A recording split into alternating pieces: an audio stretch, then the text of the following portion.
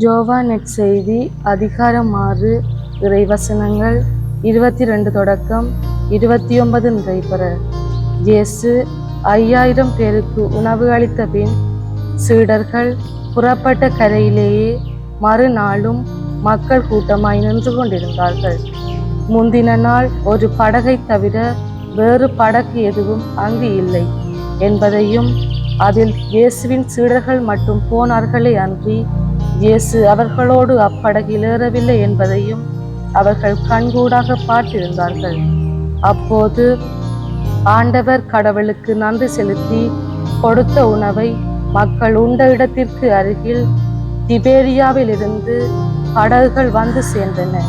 இயேசுவும் அவருடைய சீடரும் அங்கு இல்லை என்பதை கண்ட மக்கள் கூட்டமாய் அப்படகில் ஏறி இயேசுவை தேடி கப்பர்நாகுமுக்கு சென்றனர்.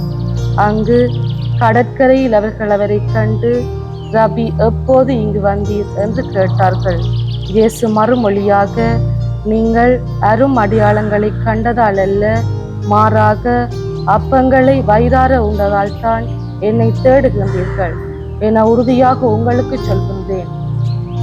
அழிந்து போகும் உணவுக்காக உழைக்க வேண்டாம், நிலைவாழ்வு தரும் அழியாத உணவுக்காகவே உழையுங்கள்.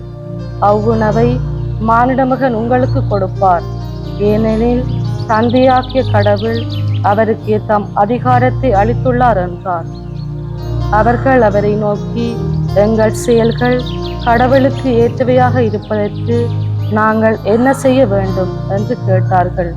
இயேசு அவர்களை பார்த்து, கடவுள் அனுப்பியவரை நம்புவதே கடவுளுக்கு ஏற்ற செயல் என்றார். இது கிறிஸ்து வழங்கும் நற்செய்தி. கிறிஸ்துவே உமக்கு புகழ்.